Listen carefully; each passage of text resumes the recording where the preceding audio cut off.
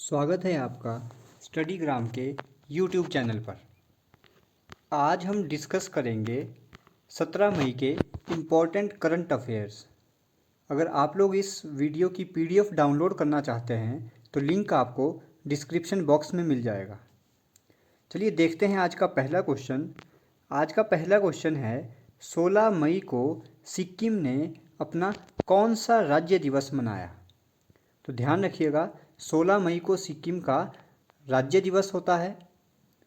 कौन से नंबर का ये राज्य दिवस इन्होंने सेलिब्रेट किया है? ऑप्शंस हैं 44वां, 45वां, 46वां या फिर 47वां। तो इस क्वेश्चन का राइट आंसर है 45वां। 16 मई को सिक्किम ने अपना 45वां राज्य दिवस मनाया है। अब बात सिक्किम की हुई है तो सिक्किम के बारे में कुछ थोड़ा बहुत जान लेते हैं। सिक्किम कब अस्तित्व में आया? सिक्किम 1975 में अस्तित्व में आया था। और किस तरह से ये भारत में शामिल हुआ था? तो ये जनमत संग्रह के द्वारा भारत में शामिल हुआ था। अच्छा, ये कौन से नंबर का राज्य बना था? तो ये 22वें नंबर का राज्य बना था। सिक्किम 22वें नंबर का राज्य बना था। अच्छा, एक और इम्पोर्टेंट पॉइंट, संपूर्ण जैविक राज्य बनने वाला ये पहला राज्य था, भारत का भी और पूरे विश्व का भी। और ये कब बना था संपूर्ण जैविक राज्य? 2016 में। बहुत इम्पोर्टेंट पॉइंट है, आपको ध्यान रखना है। सिक्किम की राजधानी क्या है? सिक्किम की राजधानी गंगटोक है। मुख्यमंत्री कौन है सिक्किम के? प्रेम सिंह तमांग। और अगर बात करें यहाँ के राज्यपाल की तो यहाँ के राज्यपाल हैं गंगा प्रसाद। सिक्किम के बारे में एक और इम्पोर्टेंट पॉइंट, भारत में सबसे कम जनसंख्या वाला राज्य तो वो है सिक्किम। और अगर हम बात करें क्षेत्रफल के बाद, क्षेत्रफल में सबसे कम पहले नंबर पर है गोवा, दूसरे नंबर पर आता है सिक्किम। तो क्षेत्रफल में सबसे कम दूसरे नंबर पर सिक्किम है। सिक्किम का राज्य पशु लाल पांडा है। राज्य पक्षी की अगर हम बात करें तो लाल तीतर है। और अगर हम ऑफिशियल लैंग्वेजेस की बात करें सिक्किम की तो वहाँ की ऑफिशियल लैंग्वेजेस हैं नेपाली, सिक्किमी, एक आपकी इंग्लिश है, एक लेप्चा है। दूसरा क्वेश्चन है, प्रधानमंत्री उज्ज्वला योजना कब शुरू की गई थी? प्रधानमंत्री मोदी जी की ये बहुत ही महत्वाकांक्षी योजना थी, तो ये कब शुरू की गई थी? ऑप्शंस हैं 2016, 2014, 2015, 2019। तो इस क्वेश्चन का राइट आंसर है 2016। मई 2016 में प्रधानमंत्री मोदी ने उज्ज्वला योजना शुरू की थी। अच्छा, ये अब चर्चा में क्यों है? हमने बात की मई 2016 में शुरू की गई थी, तो मई 2020 में इस योजना को लागू किए हुए 4 साल पूरे हो चुके हैं। इसी कारण ये चर्चा में है। इस योजना को 4 साल पूरे हो गए। इस योजना के तहत 8 करोड़ से अधिक परिवारों को मदद दी गई। अब ये योजना थी क्या? इस प्रधानमंत्री उज्ज्वला योजना के तहत जितनी भी गृहिणियां हैं यानी महिलाएं हैं, उनको मुफ्त एलपीजी कनेक्शन दिया जाता है। और ये योजना अभी भी चल रही है। बहुत ही महत्वाकांक्षी योजना थी और काफ़ी हद तक सफल भी रही है। बढ़ते हैं अगले क्वेश्चन की तरफ। अंतर्राष्ट्रीय प्रकाश दिवस कब मनाया गया? ऑप्शंस हैं 14 मई, 15 मई, 16 मई या फिर 17 मई। तो इस क्वेश्चन का राइट आंसर है 16 मई। 16 मई को अंतर्राष्ट्रीय प्रकाश दिवस मनाया गया। अच्छा, ये दिवस मनाया क्यों जाता है? ये जो अंतर्राष्ट्रीय प्रकाश दिवस है यूनेस्को द्वारा हर साल सेलिब्रेट किया जाता है। क्यों सेलिब्रेट किया जाता है? 1960 में लेज़र के पहले सफल ऑपरेशन को चिन्हित करने के लिए। अब ये लेज़र क्या है? ये एक टेक्निक होती है जिसे बोलते हैं light amplification by stimulated emission of radiations के द्वारा पहला सफल ऑपरेशन 1960 में किया गया था। उसी को चिन्हित करने के लिए हर साल अंतर्राष्ट्रीय प्रकाश दिवस 16 मई को मनाया जाता है। अच्छा, पहला सफल लेज़र ऑपरेशन किसने किया था? तो नाम ध्यान रखिएगा, ये थियोडोर मेमन के द्वारा किया गया था। बढ़ते हैं नेक्स्ट क्वेश्चन की तरफ। राष्ट्रीय डेंगू दिवस कब मनाया गया? भारत में डेंगू दिवस कब मनाया गया? ऑप्शंस हैं 16 मई, 15 मई, 14 मई या फिर 12 मई। इस क्वेश्चन का राइट आंसर है भारत में राष्ट्रीय डेंगू दिवस 16 मई को मनाया गया। इस दिवस को मनाने का उद्देश्य डेंगू के बारे में लोगों को जागरूक करना है। अब डेंगू के बारे में एक और इम्पोर्टेंट पॉइंट, डेंगू कौन से मच्छर के द्वारा फैलता है? तो ये फैलाया जाता है मादा मच्छर एनीफ्लीज के काटने से जो है डेंगू होता है। बढ़ते हैं नेक्स्ट क्वेश्चन की तरफ। AIIB ने पश्चिम बंगाल की सिंचाई परियोजनाओं के लिए कितना ऋण स्वीकृत किया है? ऑप्शंस आपके सामने हैं 120 मिलियन डॉलर, 125, 140 या फिर 145 मिलियन डॉलर। तो इस क्वेश्चन का राइट आंसर है 145 मिलियन डॉलर। AIIB ने पश्चिम बंगाल की सिंचाई परियोजनाओं के लिए 145 मिलियन डॉलर का ऋण स्वीकृत किया है। अब ये AIIB क्या है? AIIB है आपका एशियन इंफ्रास्ट्रक्चर इन्वेस्टमेंट बैंक। अब ये जो परियोजना है सिंचाई परियोजना, इसके बारे में बात करते हैं। ये परियोजना पश्चिम बंगाल की दामोदर घाटी पर केंद्रित है। याद रखिएगा, जिस परियोजना के लिए ऋण स्वीकृत किया गया है ये दामोदर घाटी पर केंद्रित है।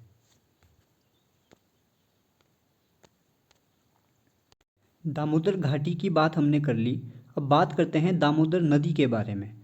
आपको पता ही होगा दामोदर नदी को बंगाल का शोक भी कहा जाता है। तो बहुत इम्पोर्टेंट पॉइंट है, दामोदर नदी को बंगाल का शोक भी कहा जाता है। ये जो दामोदर नदी है ये छोटा नागपुर पठार से होकर बहती है। बहुत इम्पोर्टेंट है, दामोदर नदी छोटा नागपुर पठार से होकर बहती है। ये छोटा नागपुर पठार क्यों फेमस है? यह पठार चूना पत्थर, लौह अयस्क, तांबा, बॉक्साइट, अभ्रक और कोयले जैसे खनिजों का प्रमुख भंडार है। यहाँ पर पर्याप्त मात्रा में ये सारे जितने भी अयस्क हैं, खनिज हैं, ये पाए जाते हैं। तो ये सारे पॉइंट्स ध्यान रखिएगा। बढ़ते हैं नेक्स्ट क्वेश्चन की तरफ। हाल ही में जनजातीय मामलों के मंत्री, पहले तो आप यही याद कीजिए कि जनजातीय मामलों के मंत्री कौन हैं। तो जनजातीय मामलों के मंत्री हैं अर्जुन मुंडा। क्वेश्चन है, हाल ही में जनजातीय मामलों के मंत्री अर्जुन मुंडा ने कौन सा कार्यक्रम लॉन्च किया है? ऑप्शंस हैं होप, चैंपियन, गोल या इनमें से कोई नहीं। तो इस क्वेश्चन का राइट आंसर है गोल। अर्जुन मुंडा जी ने गोल नामक एक कार्यक्रम लॉन्च किया है। अब ये गोल क्या है? गोल है गोइंग ऑनलाइन एज लीडर। ये कार्यक्रम आदिवासी युवाओं के लिए शुरू किया गया है और किसके साथ साझेदारी में है? तो फेसबुक के साथ साझेदारी में शुरू किया गया है। इसका उद्देश्य क्या होगा? इस कार्यक्रम का उद्देश्य आदिवासी युवाओं को डिजिटल मोड में मेंटरशिप प्रदान करना है। इसी के तहत एक पोर्टल शुरू किया गया है जो है goal.tribal.gov.in। इसके तहत ऑनलाइन पंजीकरण किया जा सकता है। नेक्स्ट क्वेश्चन, इवेंट बोट क्या है? एक ट्रोजन सॉफ्टवेयर, किसी इवेंट का नाम या किसी परियोजना का नाम? तो इस क्वेश्चन का राइट आंसर है इवेंट बोट एक ट्रोजन है। ट्रोजन यानी वायरस। ये किसके द्वारा ये ट्रोजन घोषित किया गया है, किसने अलर्ट किया है? तो भारत की CERT यानी computer emergency response team, CERT computer emergency response team ने इवेंट बोट नामक मैलवेयर के खिलाफ चेतावनी जारी की है। ये करता क्या है? ये एंड्रॉयड फ़ोन उपयोगकर्ताओं से व्यक्तिगत वित्तीय जानकारी चुराता है। तो अलर्ट रहिएगा। नेक्स्ट क्वेश्चन की बात करते हैं। देवेश रॉय जिनका हाल ही में निधन हो गया कौन थे? लेखक, राजनीतिज्ञ, एथलीट या फिर बिजनेसमैन? तो इस क्वेश्चन का राइट आंसर है लेखक। देवेश रॉय एक फेमस बंगाली लेखक थे जिनका हाल ही में निधन हो गया। ये साहित्य अकादमी पुरस्कार के भी विजेता रह चुके हैं। नेक्स्ट क्वेश्चन है ICGS सचेत, नाम ध्यान रखिएगा, ICGS सचेत को भारतीय तटरक्षक बल में किसने कमीशन किया? अभी हाल ही में इस पोत को भारतीय तटरक्षक बल में शामिल कर लिया गया है। किसने कमीशन किया? ऑप्शंस हैं नरेंद्र मोदी, अमित शाह, राजनाथ सिंह या फिर निर्मला सीतारमण। तो इस क्वेश्चन का राइट आंसर है राजनाथ सिंह जी ने ICGS सचेत को भारतीय तटरक्षक बल में कमीशन किया है। ICGS सचेत के बारे में कुछ इंपॉर्टेंट पॉइंट्स। ये 105 मीटर लंबा और 2350 टन भार ले जाने में सक्षम है। नेक्स्ट क्वेश्चन, किस राज्य के मुख्यमंत्री को राज्य विधान परिषद के लिए निर्विरोध चुना गया है?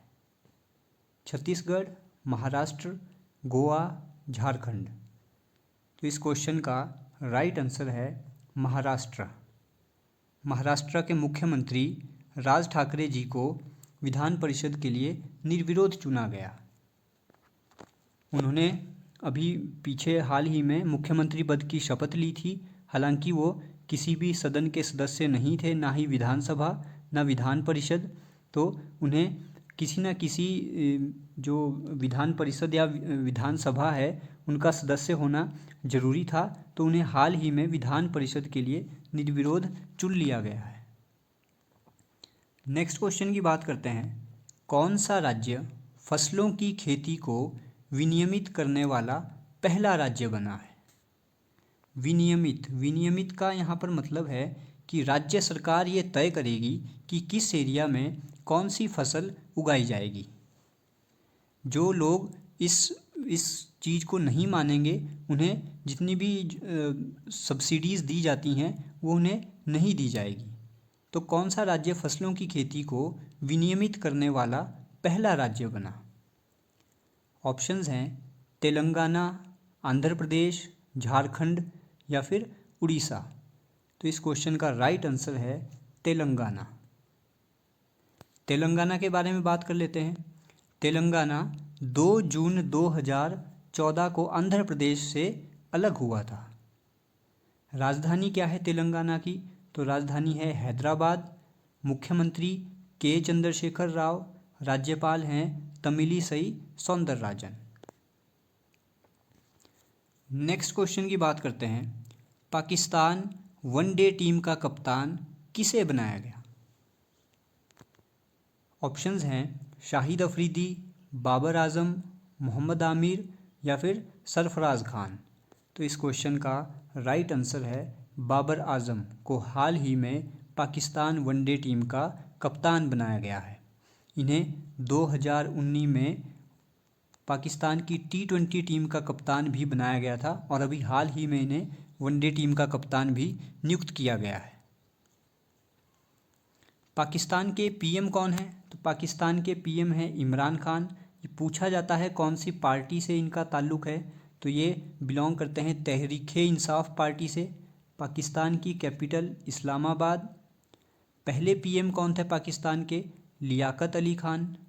अफ़गानिस्तान और पाकिस्तान के बीच में कौन सी सीमा रेखा है? तो इनके बीच में सीमा रेखा का नाम है डूरंड रेखा। और भारत और पाकिस्तान के बीच में कौन सी सीमा रेखा है? तो वो है रेड क्लिफ। अगर आपको वीडियो अच्छी लगी हो तो वीडियो को शेयर कीजिए और चैनल को सब्सक्राइब कीजिए।